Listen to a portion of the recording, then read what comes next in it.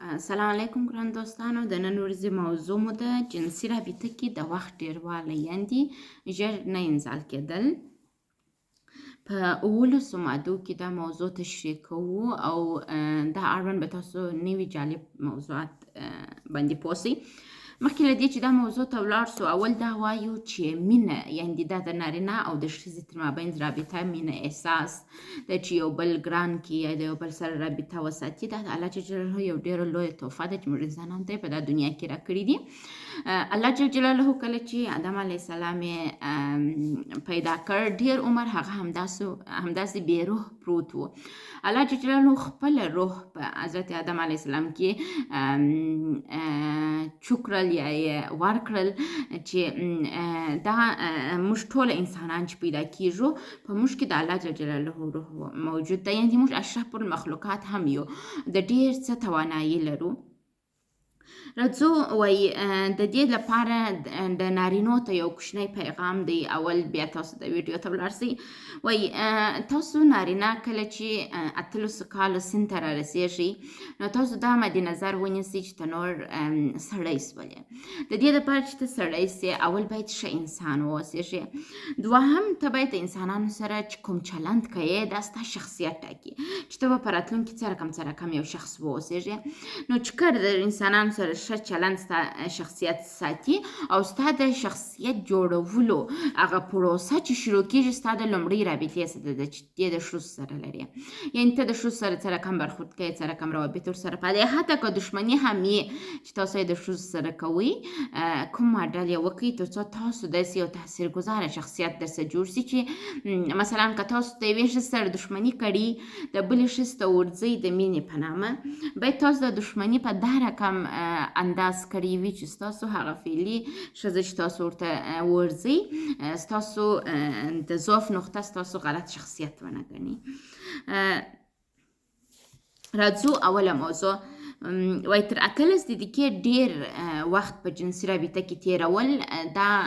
غیر نورمال کار دی او دا یو ډول ناروغي ده د انزال نه کېدلو، یعنې جنسي رابطه که تر 18 دقیقو ډېره سي د تشویش وړ ده. خو که د جنسي رابطې خوند تر 15 دقیقې کم سي، دا هم د تشویش خبره ده چې باید جدي پاملرنه ورته وسي.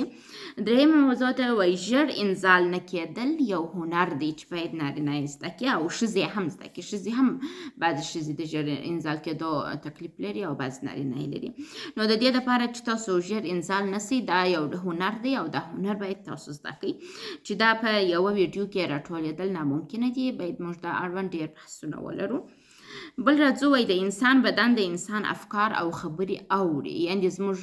د انسان بدن اورېدونکی خاصیت لري. که ته ځان ته وایې چې زه ژر انزال کېږم دا تشویش چې هغه همداسې کېږي. تاسو چې ځان ته هر څومره مثبت خبرې وکړئ، هغومره مثبت نتایج لاسته راوړئ. 5مه موضوع ده. وایي بدن انزال ته ضرورت لري. د انسان بدن بعضې اوسنی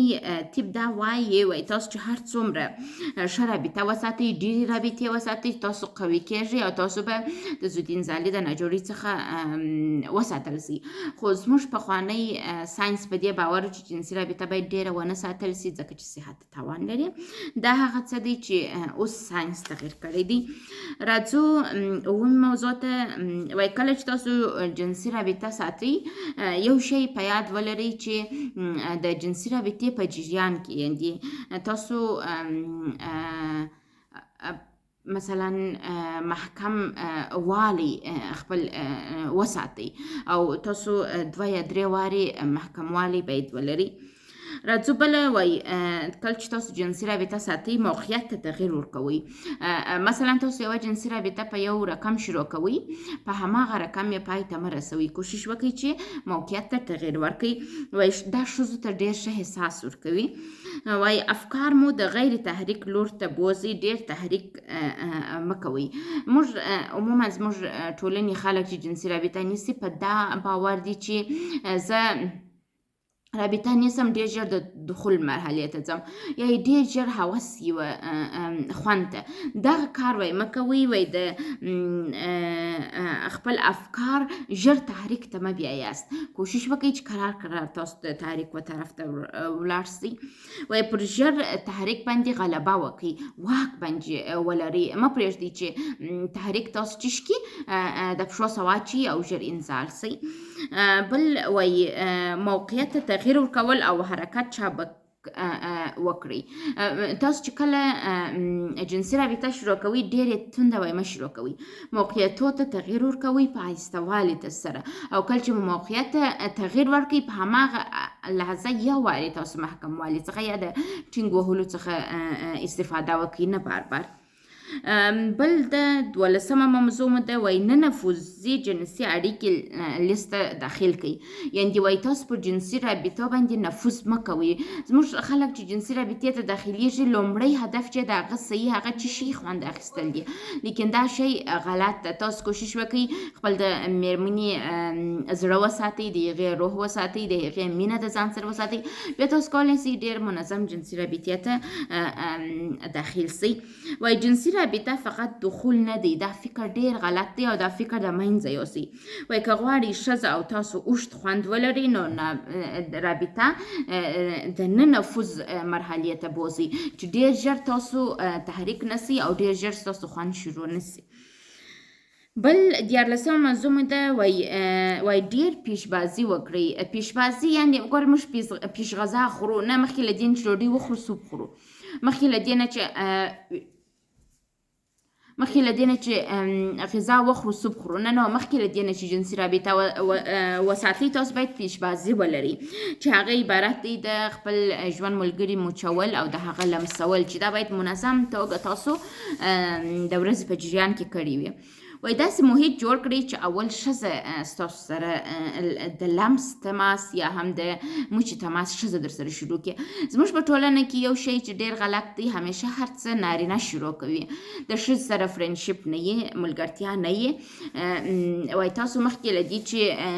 جنسي رابطې ته ولاړ سئ باید منظمه رابطه ولرئ ملګرتیا یو د بل سره ولرئ او